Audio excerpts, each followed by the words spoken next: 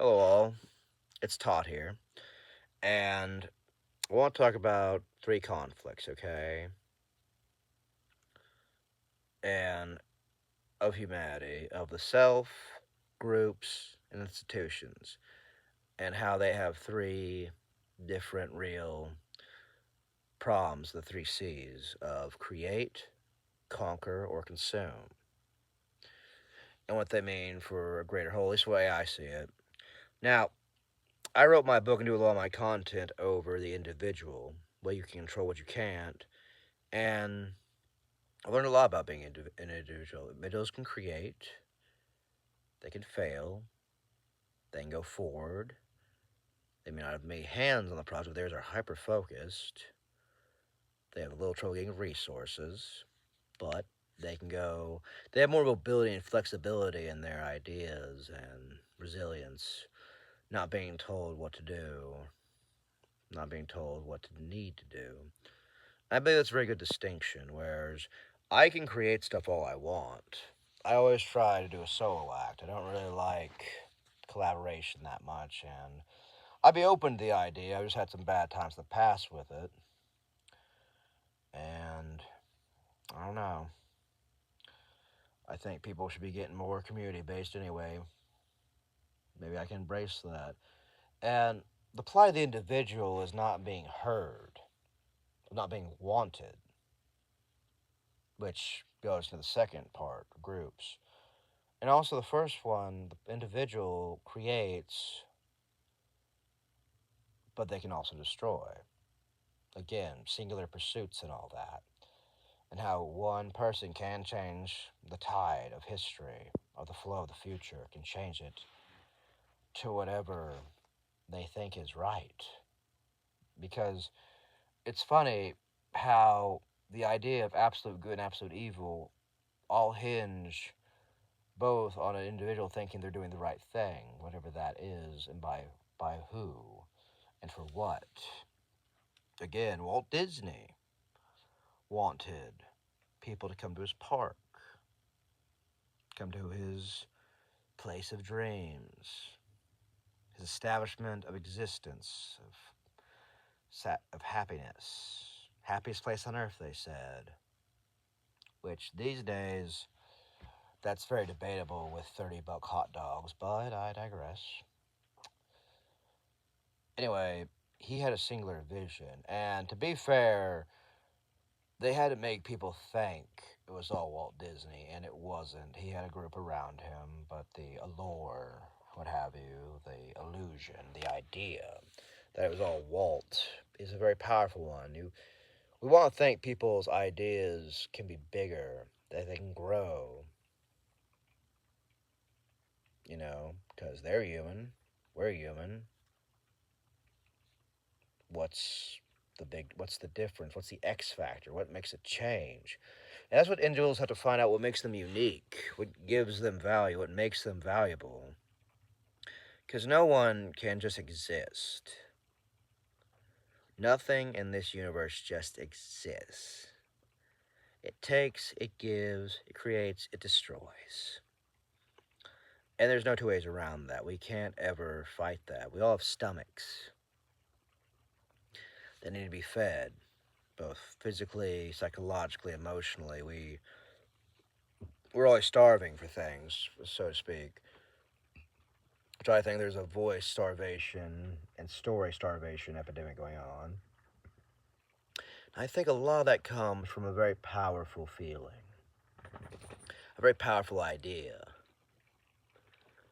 The feeling of being wanted, which I think a lot of us today don't really know how that feels like through a number of reasons, a number of avenues. And yeah, it's sorry, my dog's trying to get in here.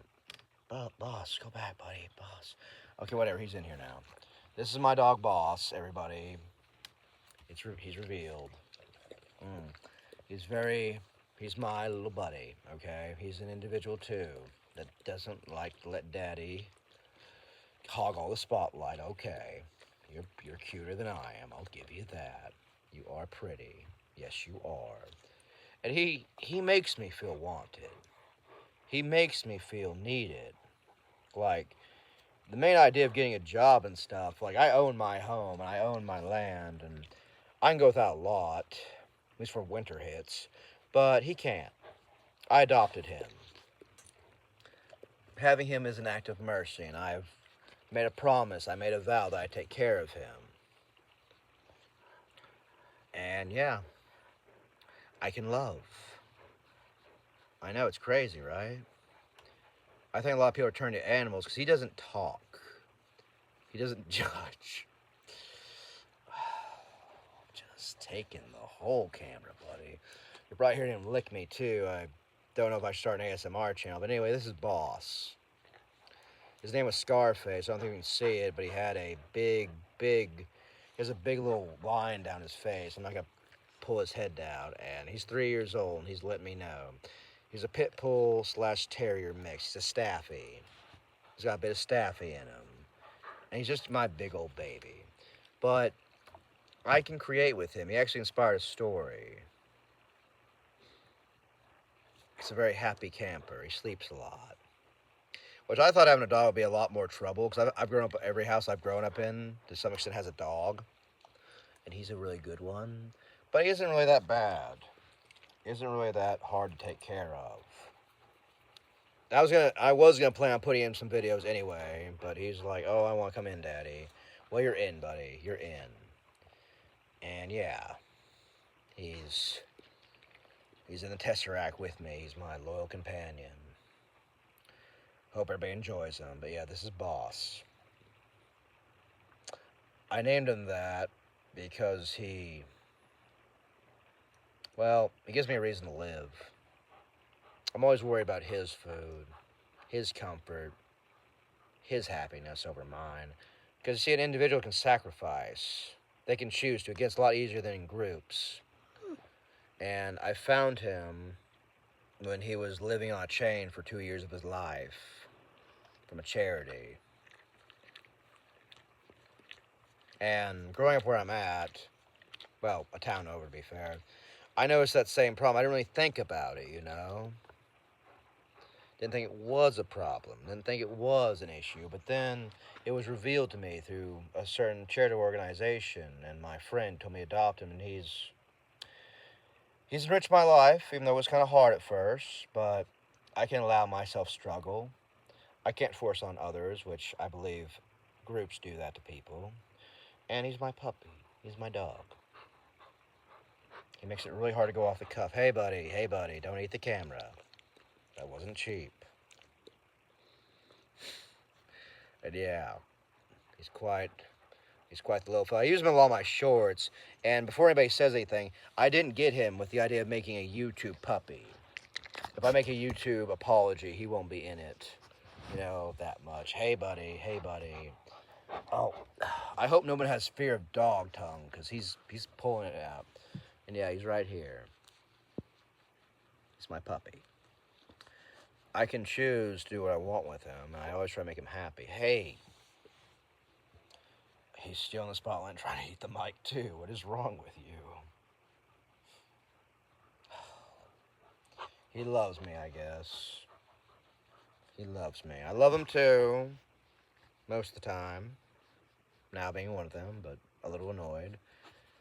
He's much better looking than me. That's what's getting my nerves.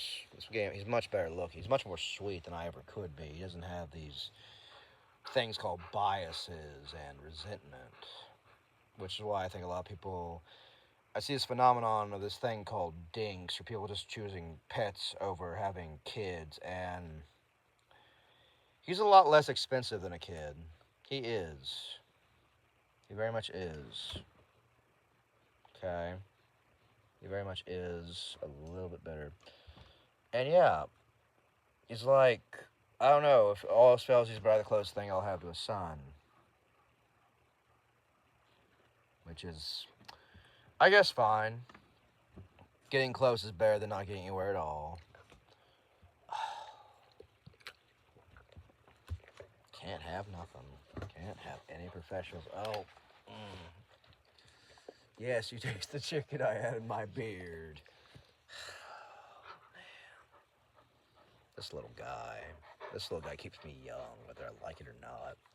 And yeah, he's an individual too. He operates on a lower level than I do.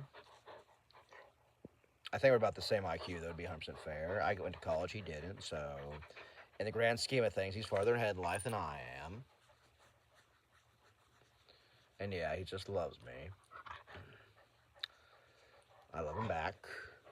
And yeah, this is Boss. He gets really good views on shorts. YouTube loves him. But then again, who can't love dogs? I don't want to know. It's not me. Well, thank you all for this impromptu meeting of Boss, too. So yeah, I'm gonna call it good for a day. That's good enough for me. Thank you all. Comment if you want to see more of them. If you don't want to, that's fine too. I can make that happen. Please, thank you, and comment. Good day.